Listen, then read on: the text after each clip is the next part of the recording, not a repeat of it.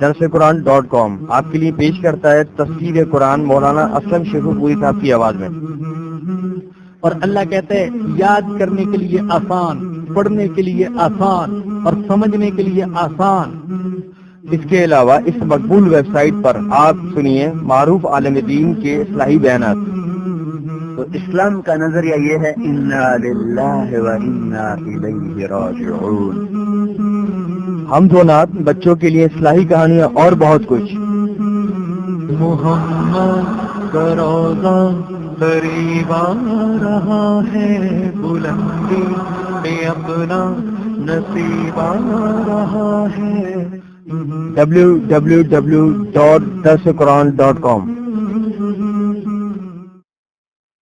الحمد للہ وحدہ والصلاة والسلام على من لا نبی بعدہ، اما بعد فاعوذ باللہ من الشیطان الرجیم، بسم اللہ الرحمن الرحیم۔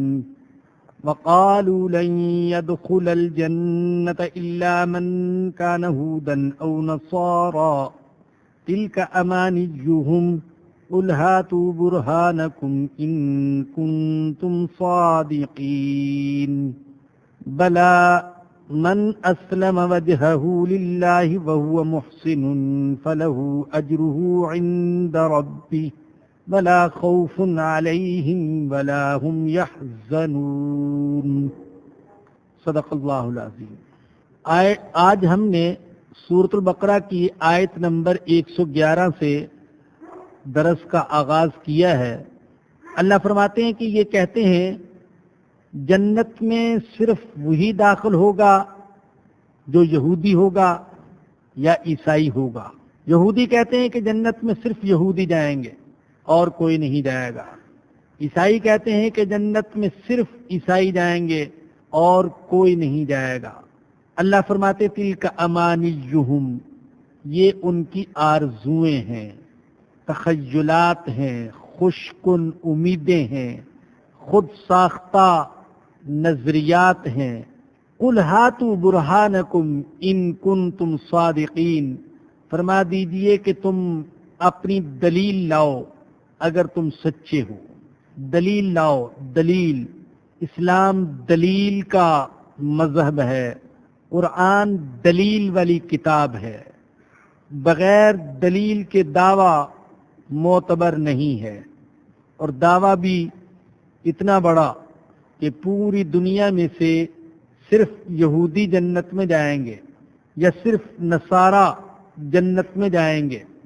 ایک خاص نسل، ایک خاص قوم اور ایک خاص مذہب سے تعلق رکھنے والے لوگ ہی جنت میں جائیں گے اور کوئی جنت میں نہیں جائے گا۔ اللہ فرماتے ہیں کہ اس پر کوئی دلیل لاؤ۔ کیا اللہ نے واقعی کہیں وعدہ کیا کہ سارے کے سارے یہودی جنت میں جائیں گے جو اپنے آپ کو یہودی کہتے ہوں، یا وہ سارے لوگ جو اپنے آپ کو عیسائی کہتے ہوں وہ جنت میں جائیں گے؟ ہے کوئی تمہارے پاس نوشتہ اللہ کی تحریر، اللہ کی ضمانت، اللہ کا وعدہ؟ بلا، نہیں۔ ایک نسل اور قوم سے تعلق رکھنا یہ جنت میں جانے کی ضمانت نہیں ہے، بلکہ اللہ کے ہاں جنتی ہونے کا ایک اصول ہے، قاعدہ ہے۔ جو اس قاعدے اور اصول پر پورا اترے گا وہ جنت میں جائے گا۔ بلا، حقیقت یہ ہے من اسلم وجہہ للہ، کہ جنت میں صرف وہ شخص جائے گا جو اپنے آپ کو اللہ کے حوالے کر دے گا، اپنے آپ کو اللہ کے حوالے کر دیا۔ سپردم بتو مایا خیشرا تدانی حساب کم و بیشرا، اے اللہ میں نے اپنے آپ کو تیرے حوالے کر دیا، اب کمی اور زیادتی کا حساب بس تو ہی جانے۔ حقیقی مسلم وہ ہے جو اپنے آپ کو اللہ کے حوالے کر دیتا ہے، اپنے جذبات، اپنی خواہشات، اپنے تقاضے، اپنی راحت، اپنی دولت، اپنی زندگی سب کچھ اللہ کے حوالے. من اسلم وجہہ للہ، جو اپنے آپ کو اللہ کے حوالے کر دے، وہو محسن، اور وہ ٹھیک طرح سے عمل کرنے والا ہو، فلہ اجرہ عند ربہ، اس کے لیے اس کا اجر ہے اس کے رب کے ہاں. ولا خوف علیہم ولا هم یحزنون، نہ ان پر کوئی خوف ہوگا اور نہ وہ غمگین ہوں گے. خوف ہوتا ہے آنے والے حالات کا، اور غم ہوتا ہے ہاتھ سے جانے والی کسی چیز کا. اسے مختصر طور پر عربی میں کہہ لیتے ہیں، خوف ہوتا ہے ما آت کا اور حزن ہوتا ہے ما فات کا. خوف مستقبل میں پیش آنے والے کسی واقعے کا، اور حزن ہاتھ سے جاتے رہنے والی چیز کا. اللہ فرماتے ہیں کہ یہ جو میرے بندے ہوں گے جو اپنے آپ کو اللہ کے حوالے کر دیں گے اور وہ ٹھیک طرح سے عمل کرنے والے بھی ہوں گے، انہیں نہ خوف ہوگا آنے والے حالات کا اور نہ غم ہوگا ہاتھ سے جاتے رہنے والی کسی چیز کا. یہ دو شرطیں ہیں جنت میں جانے کے لیے، مسلم ہونا اور محسن ہونا. مسلم جو اپنے آپ کو اللہ کے حوالے کر دے، محسن جو اخلاص کے ساتھ اور دیانتداری سے عمل کرنے والا ہو. ویسے دیکھیے، احسان کا معنی ہوتا ہے کسی عمل کو اچھے طریقے سے کرنا. ایک حدیث میں نبی اکرم صلی اللہ علیہ وسلم نے فرمایا، جو کام بھی کرو اچھے طریقے سے کرو. عجیب حدیث ہے، جو کام بھی کرو اچھے طریقے سے کرو. اس کو اگر اس کے مفہوم کو اگر آپ وسیع کریں، تجارت کرو تو اچھے طریقے سے کرو، دکانداری کرو تو اچھے طریقے سے کرو. اگر تم صنعت کار ہو، کوئی چیزیں بناتے ہو تو اچھے طریقے سے بناؤ. کاشتکار ہو تو کاشتکاری اچھے طریقے سے کرو. کپڑے سینے والے ہو تو کپڑے اچھے طریقے سے کرو. ایک خاتون خانہ ہے، وہ کھانا پکاتی ہے تو اس کے لیے بھی حکم وہ یہ عمل کرے تو اچھے طریقے سے کرے.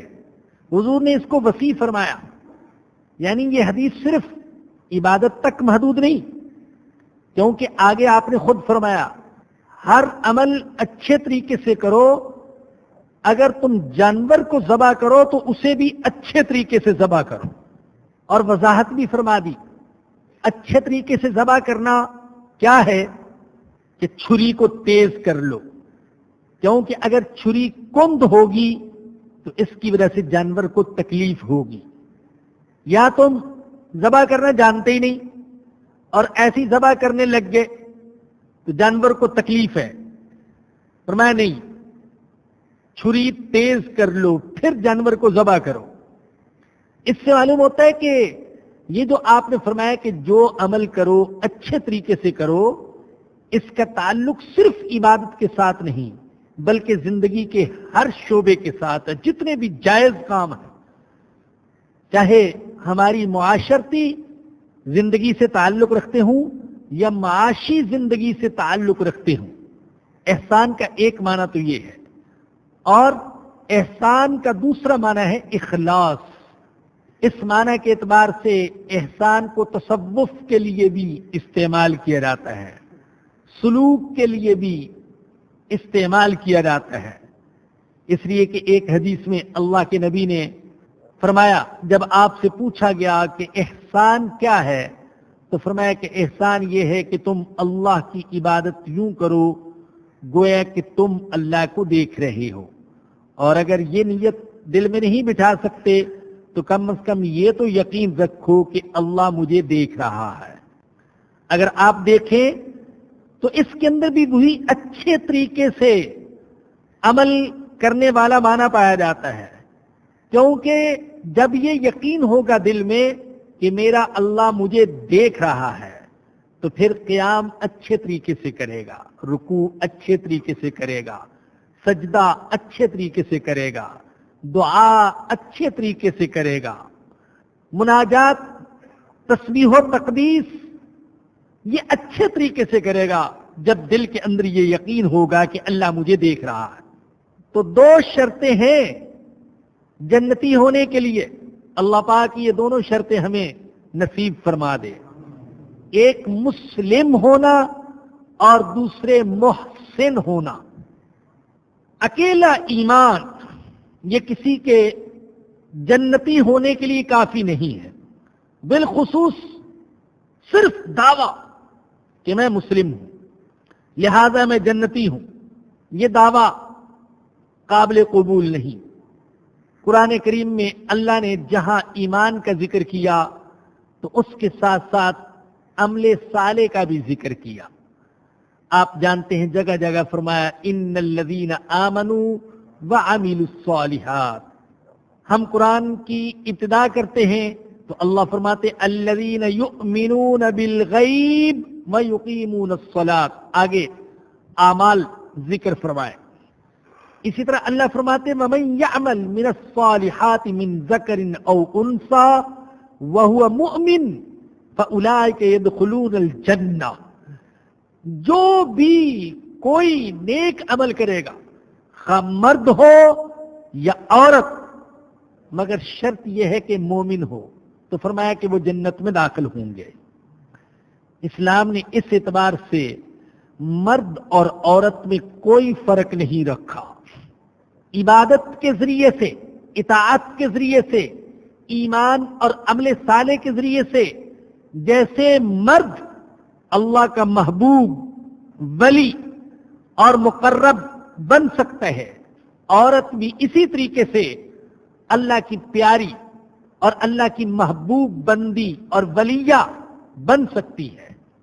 اس میں دونوں میں کوئی فرق نہیں ہے۔ تو عمل بھی ضروری اور ایمان بھی ضروری۔ سورۃ الانبیاء میں ہے فمن یعمل من الصالحات وهو مؤمن فلا کفران لسعیہ، جو کوئی نیک عمل کرے گا شرط یہ ہے کہ مومن ہو، تو میں اللہ اس کی کوشش کی ناقدری نہیں کروں گا، میں اس کی کوشش کی قدر کروں گا۔ رحمت کی امید اپنی جگہ ہے لیکن اللہ کا قانون عدل اپنی جگہ ہے۔ مسلمان ہونے کا یہ مطلب نہیں ہے کہ ہم بے عمل بن جائیں اور اللہ کی رحمت کی امید لگا کے بیٹھے رہیں۔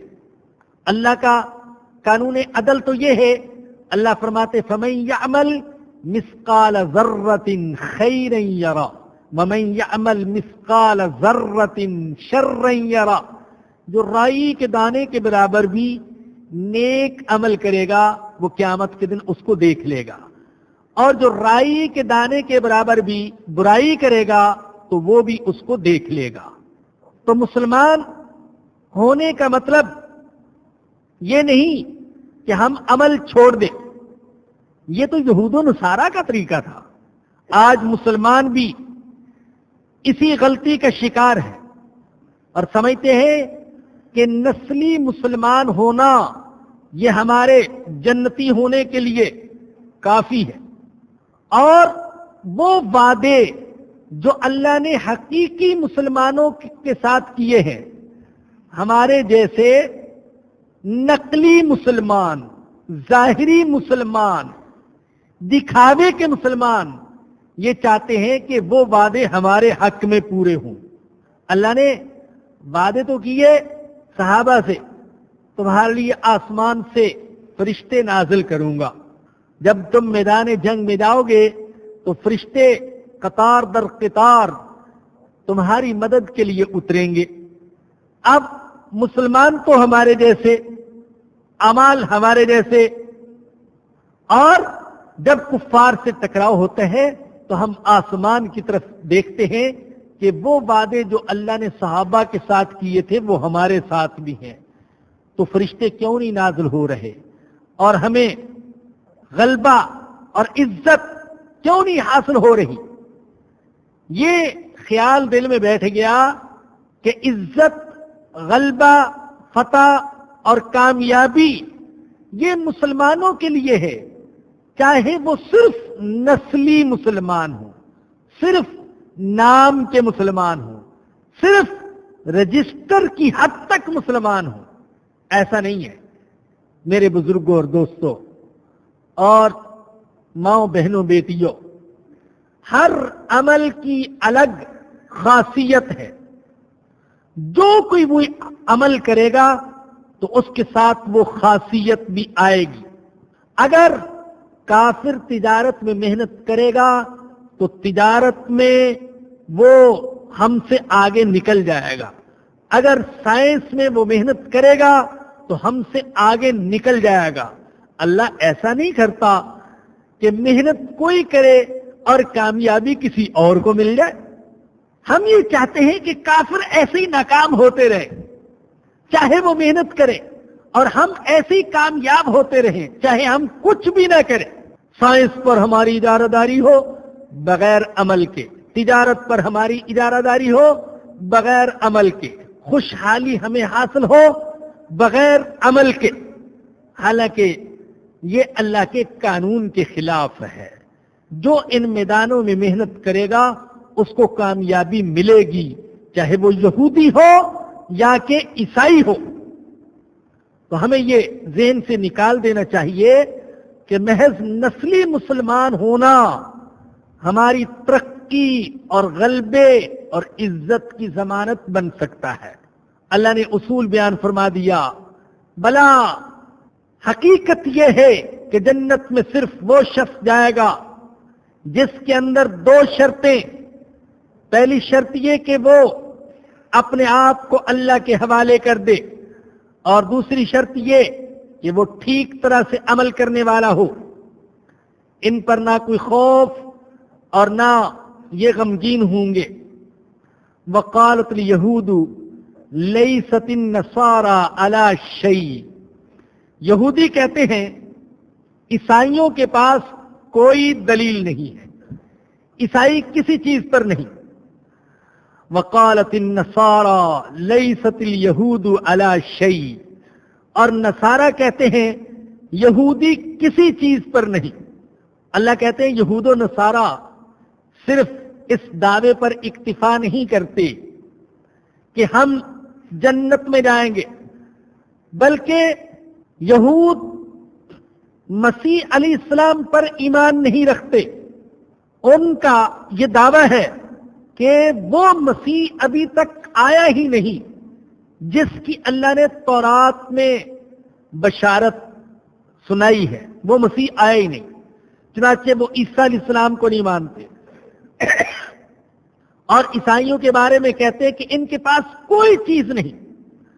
دوسری طرف نصارہ وہ کہتے ہیں یہودیوں کے پاس کوئی چیز نہیں۔ انجیل میں آج بھی یہ الفاظ ہیں، آدمی شریعت کے اعمال سے نہیں بلکہ صرف یسوع مسیح پر ایمان لانے سے راست باز ٹھہرتا ہے۔ آج بھی انجیل کے اندر یہ الفاظ کہ آدمی شریعت پر عمل سے نہیں بلکہ صرف یسوع مسیح پر ایمان لانے سے کامیابی کا حقدار ٹھہرتا ہے۔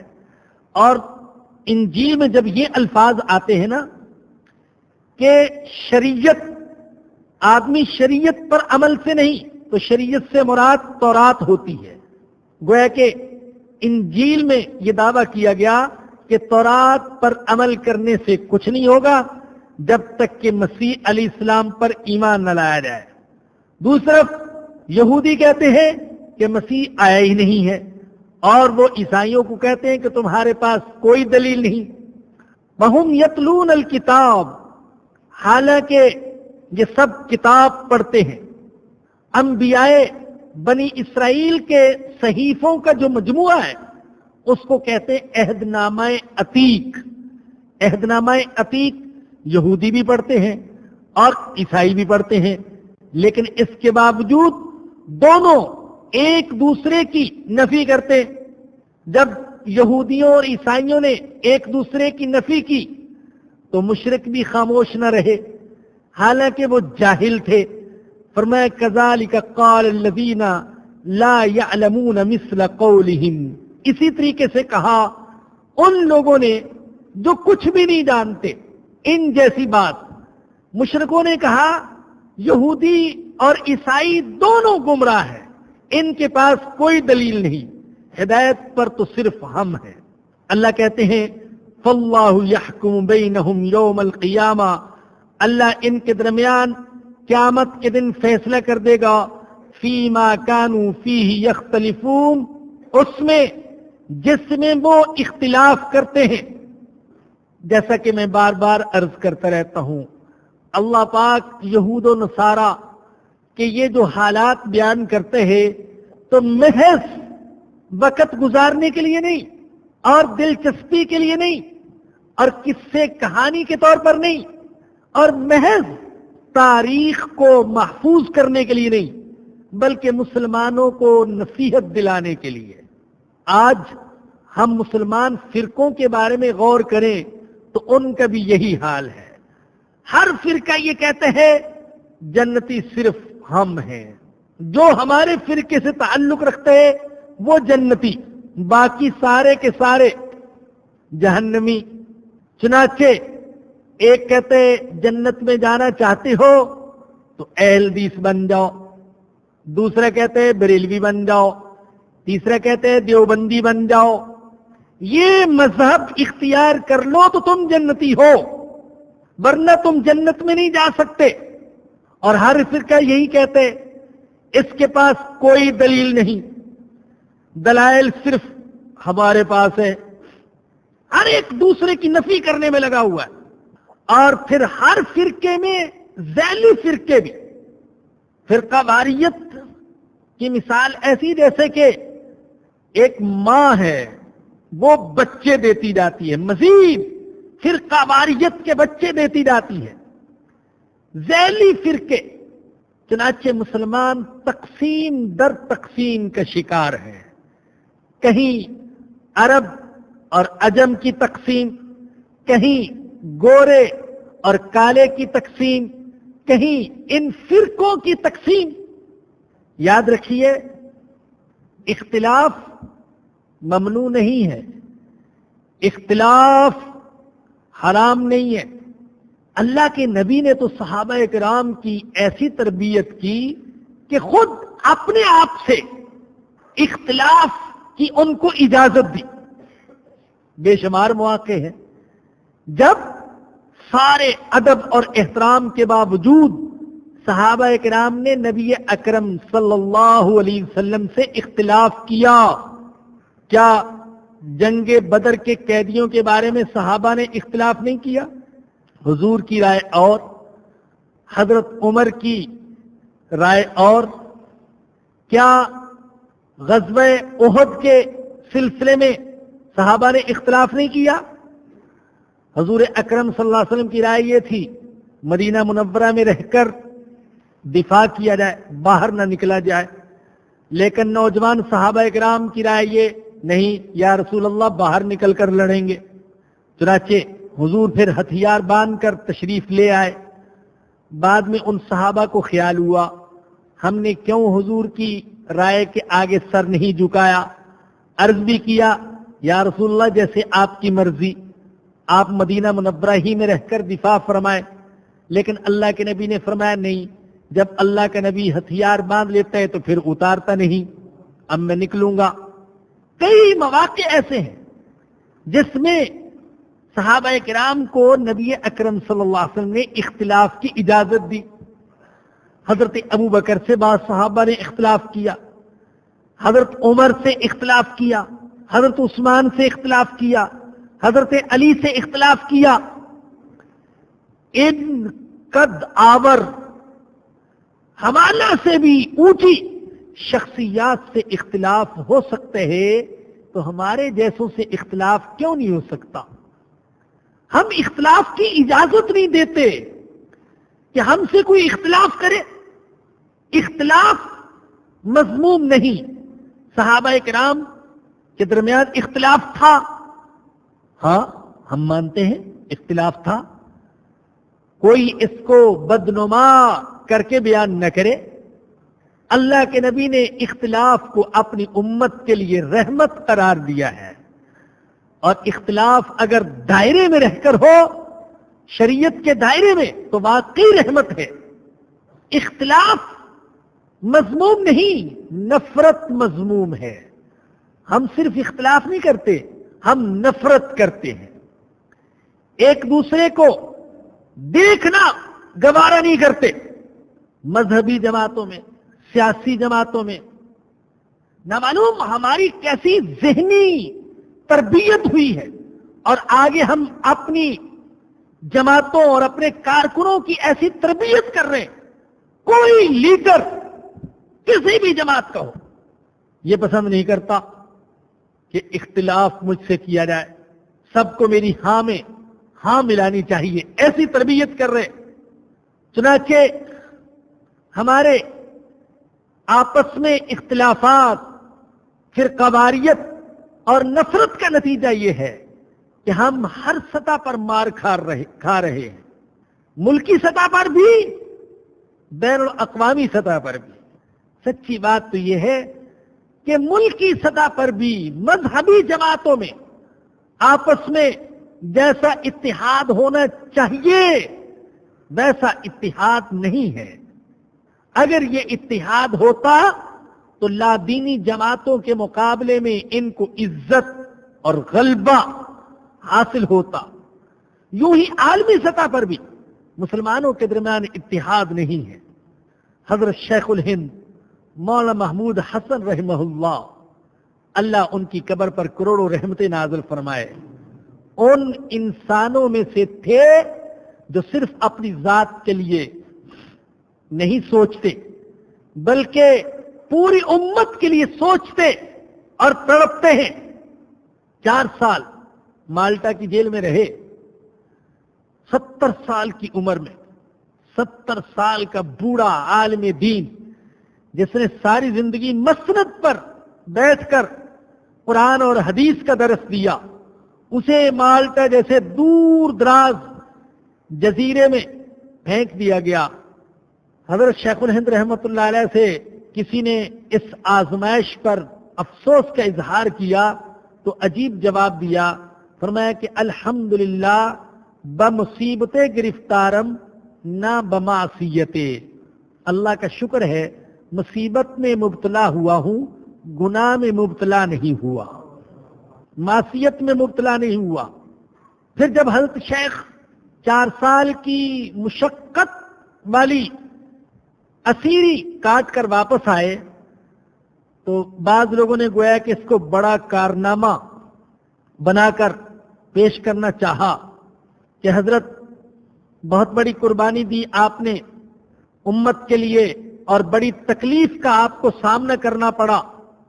تو حضرت شیخ نے فرمایا اس تکلیف کا کیا غم جو ایک دن ختم ہونے والی ہے، غم تو اس کا ہے کہ یہ جو تکلیف اٹھائی پتہ نہیں اللہ کے ہاں قبول بھی ہوئی ہے یا کہ نہیں ہوئی. اور پھر ایک دن عشاء کے بعد علماء کا مجمع تھا. حضرت مفتی شفیع صاحب رحمۃ اللہ علیہ نے لکھا ہے، آپ نے فرمایا کہ میں نے جیل کی تنہائی میں غور و فکر کیا کہ مسلمانوں کے زوال کا سبب کیا ہے، تو صرف 2 سبب سمجھ میں آئے. علماء جو کہ اکثر آپ کے تلامذہ ہی تھے وہ متوجہ ہوئے کہ ہمارے بوڑھے شیخ نے جیل کی تنہائیوں میں امت کے زوال کے نہ معلوم کون سے 2 سبب تلاش کیے ہیں. تو فرمایا کہ پہلا سبب قرآن سے دوری ہے، اور دوسرا سبب وہ آپس میں جنگ و جدل اور نفرت اور فرقہ واریت ہے. اور فرمایا کہ میں عزم کر کے آیا ہوں کہ باقی زندگی قرآن کو عام کرنے کے لیے وقف کر دوں گا، لفظاً بھی قرآن کو عام کروں گا اور معنن بھی قرآن کو عام کروں گا، اور مسلمانوں میں باہمی جنگ و جدل کو برداشت نہیں کروں گا. یہ 2 سبب بیان فرمائے امت کے زوال کے، قرآن سے دوری اور فرقہ واریت اور نفرت اور اختلاف. تو عرض یہ کر رہا تھا کہ یہودی اور عیسائی ایک دوسرے کے بارے میں کہتے تھے کہ ان کے پاس کچھ نہیں، ہم ہیں ہدایت پر۔ مشرک بھی خاموش نہ رہے، وہ کہنے لگے ان دونوں کے پاس کچھ نہیں، صرف ہم ہیں ہدایت پر، لات و حبل کے ماننے والے۔ اللہ فرماتے ہیں کہ فیصلہ قیامت کے دن ہوگا، فاللہ یحکم بینہم یوم القیامت فیما کانوا فیہ یختلفون۔ قیامت کے دن فیصلہ ہوگا۔ بعض اختلافات چھوٹے چھوٹے ہوتے ہیں، ہم ان کو بہت بڑے بنا بنا کر پیش کرتے ہیں۔ بعض لوگوں کی باتیں سنیں تو ایسا لگتا ہے کہ پورے کا پورا دین وہ بس رفع یدین میں ہے۔ اگر رفع یدین ساری امت کرنا شروع کر دے تو امت کے سارے مسائل حل ہو جائیں گے اور امت دین پر آ جائے گی، یا سارے کا سارا دین یہ صرف گویا کہ آمین اونچی آواز میں یا آہستہ آواز کہنے میں ہے۔ اگر ساری امت آہستہ یا اونچی آواز میں آمین کہنے لگے تو بس دین زندہ ہو جائے گا۔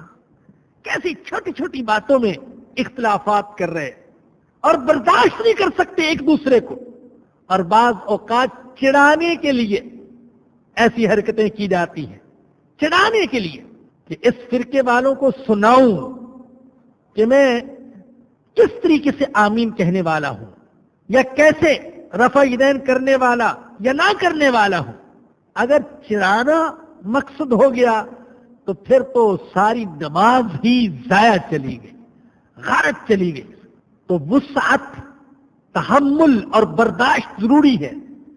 جان لیجئے، بہرحال میں بھی ایک خاص طریقے سے نماز پڑھتا ہوں، لیکن میں یہ چاہوں میں پوری دنیا سے یا پاکستان سے یا اپنے شہر سے یا اپنے محلے سے ایسے لوگوں کو ختم کر دوں جو میرے طریقے سے نماز نہیں پڑھتے، تو یہ میری سوچ بڑی گھٹیا سوچ ہو، یا یہ کہ میں اپنی زندگی کا مقصد ہی یہ بنا لوں کہ بس انہی مسائل پر بولتا رہوں، تو میں نے اللہ کی دی ہوئی قیمتی زندگی کو صحیح مصرف میں نہیں لگایا۔ آج تو امت کا ایمان خطرے میں ہے، اللہ کے بندو، ایمان خطرے میں ہے۔ لوگ فرائض ادا نہیں کرتے، واجبات ادا نہیں کرتے، اور سننے مؤکدہ ادا نہیں کرتے، اور آپ سننے غیر مؤکدہ اور مستحبات کو اتنا بڑھا کر پیش کرتے ہیں گویا کہ یہ ایمان اور کفر کا معرکہ ہے جو ہر صورت میں ہمیں جیتنا ہے۔ ایمان کی فکر کیجئے، کافر متحد ہے، ان کی یلغار بڑی زوردار ہے، بڑی زوردار، اور ہر اعتبار سے ان کی یلغار، عسکری اعتبار سے، فوجی اعتبار سے، سیاسی اعتبار سے، معاشی اعتبار سے، میڈیا کے اعتبار سے، پروپیگنڈے کا محاذ کھولا ہوا ایک یلغار۔ کچھ عرصہ پہلے بھی ویسے دیکھا تھا، آج تفصیل سے ایک مضمون نظر سے گزرا جس میں یہ بتایا گیا کہ بدبختوں نے اللہ اکبر قرآن کریم کے مقابلے میں ایک نیا قرآن لکھا ہے۔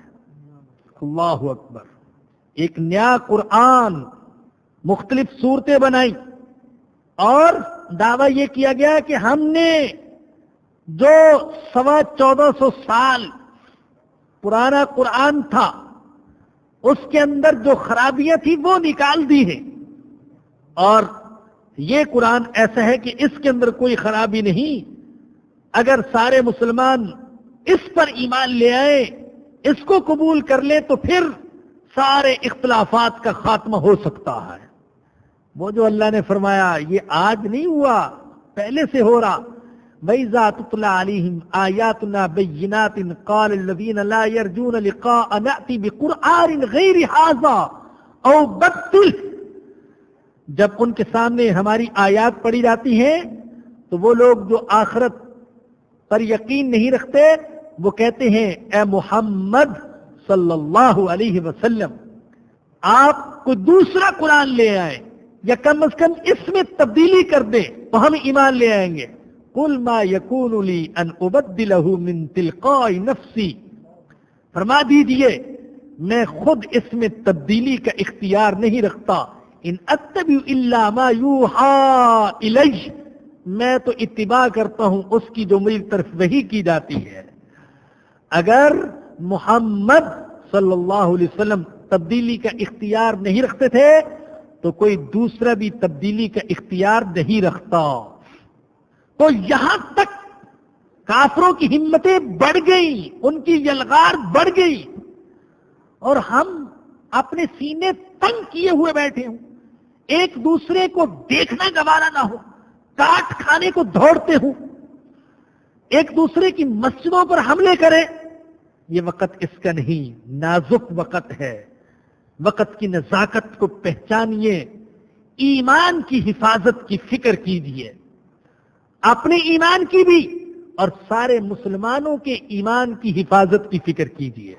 اللہ فرماتے قیامت کے دن فیصلہ کر دوں گا جس میں یہ اختلافات کرتے ہیں، اور مجھے یقین ہے، مجھے کچھ بھی کہہ لیں، مجھے میرے ساتھی بھی کہیں گے کہ تم زیادہ ہی کچھ وسیع الخیال بن گئے ہو، لیکن مجھے یقین ہے کہ اللہ قیامت کے دن یہ فیصلے نہیں کرے گا کہ رفع یدین کون کرتا تھا کون نہیں کرتا تھا، اور جو کرتا تھا ان کی نمازیں خراب، جو نہیں کرتے تھے ان کی نمازیں خراب۔ ان باتوں میں، چھوٹی چھوٹی باتوں میں فیصلہ نہیں ہوگا۔ فیصلے کے بڑے بڑے اختلافات جو آپس میں ہم نفرتیں کرتے ہیں اور ان کی بنا پر ایک دوسرے کو گوارا نہیں کرتے، امت کو تقسیم کرتے ہیں، ان کی وجہ سے فیصلے ہوں گے۔ تو فرمایا کہ قیامت کے دن اللہ فیصلہ کر دے گا ان کے اختلافات میں۔ ومن اظلم ممن منع مساجد اللہ ان یذکر فیہا اسمہ، اور اس سے بڑا ظالم کون ہو سکتا ہے جو اللہ کی مساجد میں اللہ کا ذکر کیے جانے کو روک کے وسعی فی خرابہا، اور ان کی ویرانی میں کوشش کرے۔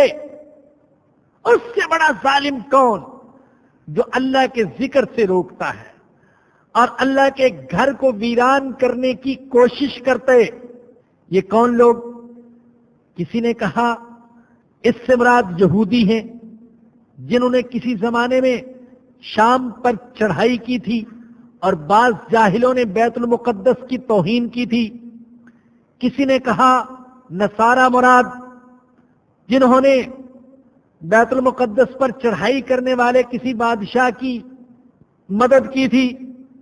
لیکن اصل بات یہ ہے، عربی کا اور تفسیر کا ایک اصول یاد رکھیں، جس کو اللہ توفیق دے وہ عربی کے الفاظ وگرنہ ان کا مفہوم یاد کر لے۔ العبرۃ لعموم اللفظ لا لخصوص السبب، اعتبار الفاظ کے عموم کا ہوتا ہے، سبب کے خصوص کا اعتبار نہیں ہوتا۔ دیکھیے، ہم یہ کہتے ہیں کہ یہ آیت کریمہ یہود کے بارے میں نازل ہوئی، یہ عیسائیوں کے بارے میں نازل ہوئی، صرف اس سبب کا اعتبار نہیں ہوگا، اعتبار ہوگا الفاظ کے عموم کا۔ جیسے اس آیت کے بارے میں عرض کر رہا ہوں کہ صرف وہ یہودی ظالم نہیں جنہوں نے بیت المقدس کی تباہی میں حصہ لیا، یا وہ عیسائی ظالم نہیں جنہوں نے بیت المقدس پر حملہ کرنے والے کے ساتھ تعاون کیا، بلکہ ہر وہ گروہ جو اللہ کے ذکر سے روکتے ہیں اور اللہ کی مسجدوں کو، اللہ کے گھروں کو ویران کرنے کی کوشش کرتے ہیں، وہ اس آیت کا مصداق ہے۔ گویا کہ اللہ کہتے اس سے بڑا ظالم کوئی نہیں جو میرے ذکر سے روکتا ہے اور جو میرے گھر کو ویران کرنے کی کوشش کرتے ہیں، ہاں کوئی بھی ہو۔ یہاں ایک چھوٹی سی بات عرض کرنے کو دل چاہتا ہے۔ ابھی اللہ پاک فرما رہے تھے کہ یہ آپس میں اختلافات کرتے ہیں، اور یہود نصارہ سے کہتے ہیں تم کسی چیز پر نہیں، نصارہ یہود سے کہتے ہیں تم کسی چیز پر نہیں، فرقہ واریت کا شکار ہیں، گھمنڈ کا شکار ہیں۔ بعض اوقات جو لوگ فرقہ واریت کی آگ جلاتے ہیں وہ بھی حقیقت میں اللہ کے گھروں کو ویران کرنے کی کوشش کرتے ہیں. ان کی اس حرکت کی وجہ سے اللہ کے گھر ویران ہوتے ہیں. لوگ دین سے، مسجدوں سے ہی بدظن ہو جاتے ہیں. ایسے ایسے لوگ اللہ ہدایت دے کہ اختلاف کی بنا پر اگر دوسرے فرقے کے لوگ ان کی مسجد میں آ جائیں تو ان کا ذہن یہ ہے کہ ان کے مسجد میں آنے سے مسجد ناپاک ہو جاتی ہے، لہذا مسجد کو دھویا جائے. قاعدہ یہ ہے کافر مسجد میں داخل ہو سکتا ہے. یاد رکھیں امام ابو حنیفہ رحمۃ اللہ علیہ کے نزدیک کافر بشرطے کہ اللہ کے گھر کی عزت کرے، ڈرتا ہوا گھر میں داخل ہو تو مسجد میں وہ داخل ہو سکتے. کافر کے داخل ہونے سے تو مسجد ناپاک نہیں ہوتی، لیکن ہماری نفرتیں اس حد تک، ہم یہ کہتے ہیں کہ ہمارے مخالف فرقے کا فرد اگر مسجد میں اس نے قدم رکھ دیے تو مسجد ناپاک. بعض لوگوں کے بارے میں سنا گیا، دیکھا گیا کہ وہ پھر مسجد کو دھوتے ہیں تاکہ مسجد پاک ہو جائے. تو کیا اس کا مصداق نہیں ہے؟ ومن اظلم ممن منع مساجد اللہ ان یذکر فیہا اسمہ، کون بڑا ظالم ہے اس سے جو اللہ کے ذکر سے روکتا ہے اور مسجدوں کو ویران کرنے کی کوشش کرتا ہے. اس آیت کریمہ سے علماء کرام نے کئی مسائل اخذ کیے ہیں. پہلا مسئلہ یہ کہ ادب اور احترام کے لحاظ سے دنیا کی ساری مسجدیں مساوی ہیں. ثواب کے اعتبار سے تو فرق ہے. مسجد حرام میں نماز پڑھنے کا ثواب 1,00,000 نماز کے برابر، اور مسجد نبوی میں نماز پڑھنے کا ثواب 50,000 نمازوں کے برابر. لیکن جہاں تک ادب اور احترام کا تعلق ہے، جیسے مسجد حرام کا ادب، مسجد نبوی کا ادب، مسجد مدنی کا بھی ادب ہے. اور کسی گاؤں میں، جنگل میں چھوٹی سی چھوٹی بنی ہوئی مسجد کا بھی ادب ہے. جو اللہ کا گھر ہے، جو اللہ کے لیے، اللہ کی عبادت کے لیے جس کو مخصوص کر دیا گیا، کی جو تعریف بیان فرمائی مبالغے کی حد تک. اللہ اکبر. فرمایا کہ جس نے مسجد تعمیر کی گھونسلے کے برابر، حالانکہ سارے گھونسلے کے برابر تو مسجد نہیں ہو سکتی، لیکن اللہ کے نبی فرمانا چاہتے ہیں کہ چھوٹی سی چھوٹی مسجد بھی کسی نے تعمیر کی تو اس نے اپنے لیے جنت میں گھر بنا لیا. ہر مسجد کا ادب ہے، خاص سادہ بنی ہوئی ہو، خاص پر تکلف بنی ہوئی ہو، بڑی ہو یا چھوٹی ہو، مکہ مدینہ میں ہو، پاکستان میں ہو، ہندوستان میں ہو، امریکہ میں ہو، جہاں پر بھی اللہ کا گھر بنا ہے اس کا پھر ادب و احترام ہے. عیسائی اپنے گرجے بیچ دیتے ہیں، یہودی اپنے کنیسے بیچ دیتے ہیں، ہندو اپنے مندر بیچ دیتے ہیں، لیکن مسلمان اپنی مسجدیں بیچا نہیں کرتے. مسجد کا ادب اور احترام ہے. مسجد پھر فروخت نہیں ہو سکتی. اور زمین کے جس ٹکڑے کو یا جس عمارت کو مسجد کے لیے وقف کر دیا گیا، اب اس پر کسی کی ملکیت بھی ثابت نہیں ہو سکتی ہے. کسی کی ملکیت نہیں، نہ متولی صاحب کی ملکیت، نہ خزانچی صاحب کی ملکیت، نہ ناظم صاحب کی، نہ کونسلر صاحب کی، کسی کی ملکیت نہیں. اس جگہ کا مالک پھر صرف اللہ ہوتا ہے. ایک صاحب نے ایک موقع پر اپنی بیوی کو کہہ دیا کہ آج صبح ہونے سے پہلے، تھے وقت کے بادشاہ، آج صبح ہونے سے پہلے میری سلطنت کی حدود سے باہر نکل جاؤ ورنہ تمہیں طلاق. اور سلطنت اتنی وسیع اور ہوائی جہاز تو ایجاد ہوئے نہیں تھے کہ 1 گھنٹے میں یا 2 گھنٹے میں سینکڑوں ہزاروں میل سفر ہو جاتا. اب کیسے حدود سلطنت سے باہر نکلے؟ اللہ اکبر. امام ابو حنیفہ رحمۃ اللہ علیہ کے ایک شاگرد سے فتویٰ پوچھا. انہوں نے کہا کہ یوں کرو کہ رات کو اپنی بیوی کو مسجد میں بھیج دو. طلاق نہیں ہوگی، اس لیے کہ سارے ملک پر اس بادشاہ کی ملکیت ہے، لیکن مسجد پر اس کی ملکیت نہیں ہے۔ مسجد اس کی سلطنت کی حدود سے خارج ہے، وہاں صرف اللہ کی ملکیت ہے۔ تو جس ٹکڑے کو اور جس مکان کو مسجد کے لیے وقف کر دیا جائے پھر وہ اللہ کا ہو جاتا ہے۔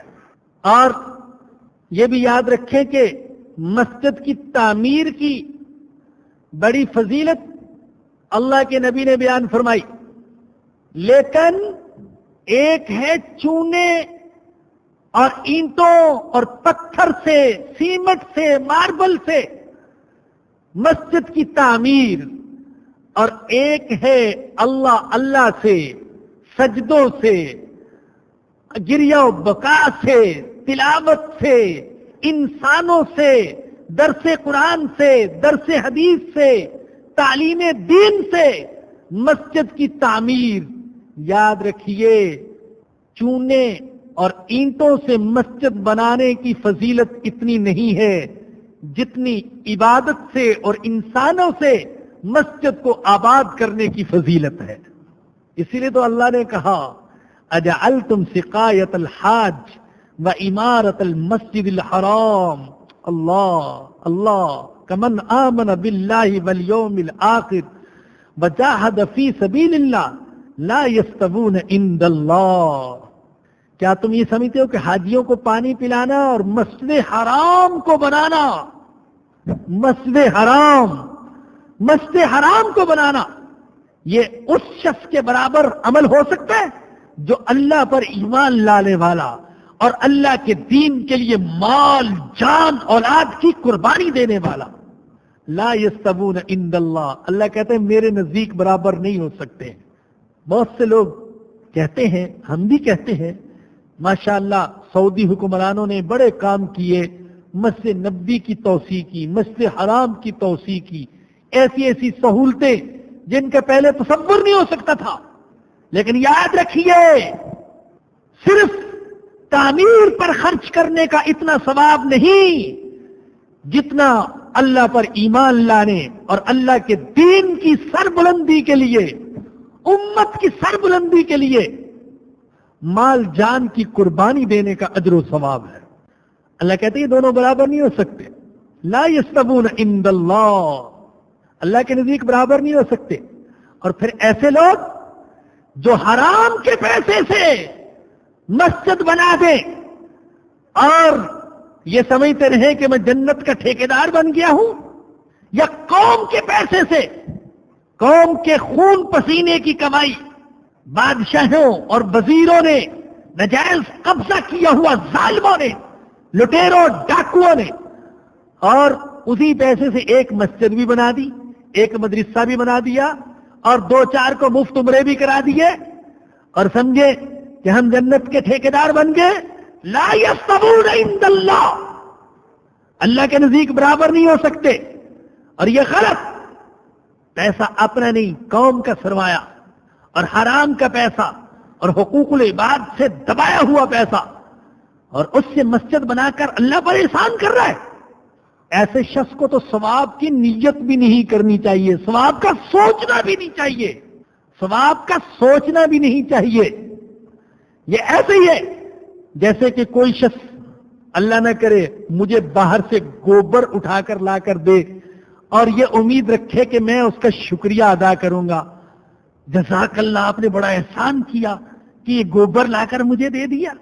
یہ حرام پیسہ جو اس طریقے سے خرچ کرتے، یہ اس سے بھی زیادہ برا ہے جیسے میرے جیسے انسان کو گوبر ہدیے کے طور پر پیش کرنا اور اس پر ثواب کی امید رکھنا کہ اللہ مجھے جنت دے گا، کہ میں حرام پیسہ، انسانوں سے چھینا ہوا، غصب کیا ہوا، چوری کیا ہوا، رشوت میں لیا ہوا، ناجائز پلاٹ دبائے ہوئے اللہ کی راہ میں دے رہا ہوں، اللہ مجھ سے خوش ہوگا۔ غلط، اللہ کو دھوکہ مت دو، اور اللہ دھوکہ کھانے والا ہے ہی نہیں ہے، اللہ جانتا ہے کہاں سے یہ پیسہ کمایا۔ تو عرض یہ کر رہا تھا کہ اس کا ثواب زیادہ ہے بھائی۔ مسجد تو بنا دی شب در میں ایمان کی حرارت والوں نے، من अपना पुराना पापी है, बरसों में नमाजी बन न सका। इसकी कोशिश कीजिए कि मस्जिदें जिक्रुल्लाह से आबाद हों, तिलावत से आबाद हों, इंसानों से आबाद हों। कि उधर बैठा अल्लाह को याद कर रहा हो, कि उधर बैठा अल्लाह को याद कर रहा हो। जो इस तरीके से मसाजिद को आबाद करेंगे, अल्लाह उनके घर आबाद करेगा। दूसरी बात ये भी समझ ले कि मस्जिद में जिक्र से रोकने की कई सूरतें हैं। एक तो यही सूरत है कि सराहतन किसी को रोक दे, किसी का बाजू पकड़ ले, तुझे नहीं मस्जिद में जाने देता, अल्लाह का जिक्र नहीं करने दूंगा, मस्जिद में दाखिल नहीं होने दूंगा। जैसे मैंने अर्ज किया कि ऐसे लोग भी हैं मस्जिदों में दाखिल ही नहीं होने देते, मार मार कर भगा देते हैं। कोई दाखिल हो जाए तो मस्जिद की धुलाई करते हैं कि मस्जिद साफ हो जाए। ये भी मस्जिद से रोकने की सूरत। और ये भी सूरत कि जैसे बहुत सी जगह पर मसाजिद के साथ साथ ऊंची आवाज में गाना बजाना लगाया हुआ है, लोग नमाज नहीं पढ़ सकते।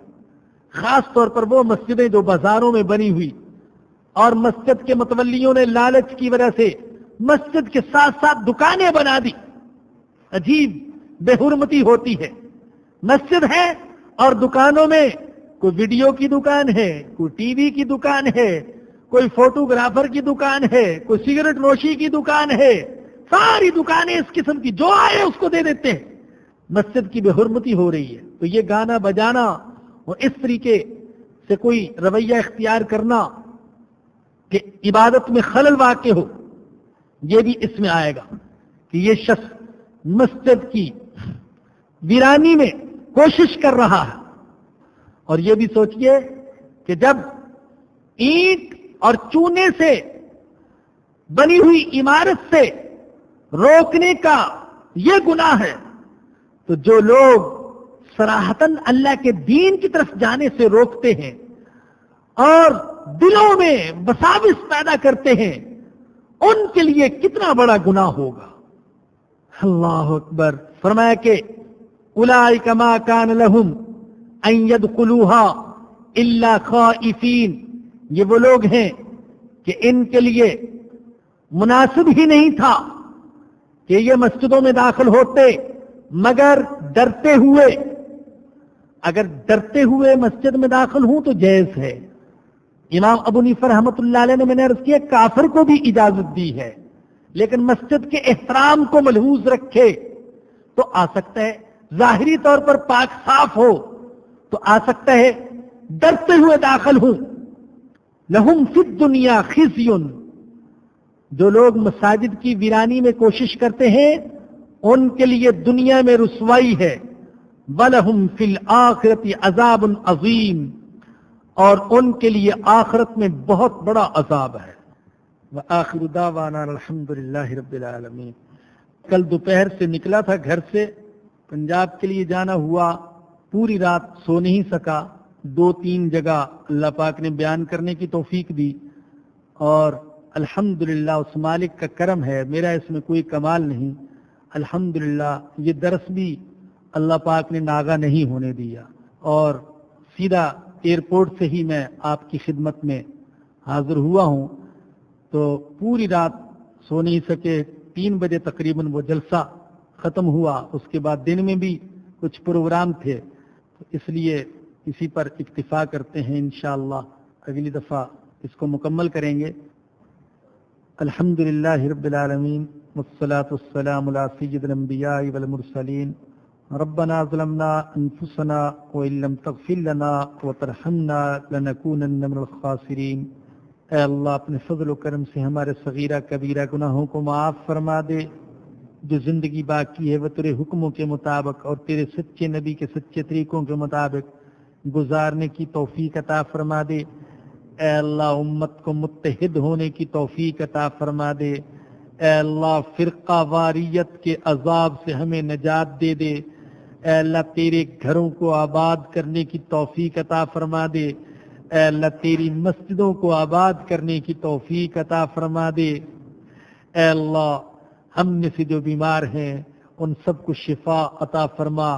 ये फाइजुल हसन, ये बेटा बीमार है, ऐ अल्लाह इसको और इस जैसे दूसरे सारे बीमारों को शिफा अता फरमा। اللہ ہمارے گھروں میں جو پریشانیاں ہیں اپنے فضل و کرم سے دور فرما، جن گھروں میں لڑائی جھگڑے ہیں محبت اور پیار کی فضا پیدا فرما دے۔ اے اللہ اولاد کو والدین کی فرما بردار بنا دے۔ اللہ جو بے اولاد ہیں ان کو نیک اولاد عطا فرما دے، جو نرینہ اولاد کے لیے پریشان ہیں ان کو نیک نرینہ اولاد عطا فرما دے، جو بے روزگاری اور رزق کی تنگی اور قرض کی وجہ سے پریشان ہیں اے اللہ ان کو خوشحالی عطا فرما دے۔ اللہ ان کے حالات ٹھیک فرما دے، اللہ تنگی دور فرما دے، قرض کی مصیبت سے نجات دے دے۔ اللہ جو والدین اپنی نوجوان اولاد خصوصاً بیٹیوں کے رشتوں کے سلسلے میں پریشان ہیں اے اللہ ان کی پریشانی کو دور فرما دے، نیک رشتے ان کو عطا فرما دے۔ اللہ ہمارا خاتمہ ایمان پر فرمانا اور قیامت کے دن نبی اکرم صلی اللہ علیہ وسلم کی شفاعت نصیب فرمانا۔ ربنا آتنا فی الدنیا حسنۃ وفی الآخرۃ حسنۃ وقنا عذاب النار۔ ربنا تقبل منا انک انت السمیع العلیم وتب علینا انک انت التواب الرحیم۔ صلی اللہ تعالی علی رسولہ وخیر خلقہ سیدنا و مولانا محمد وآلہ وصحبہ واہل بیتہ اجمعین آمین برحمتک یا ارحم الراحمین۔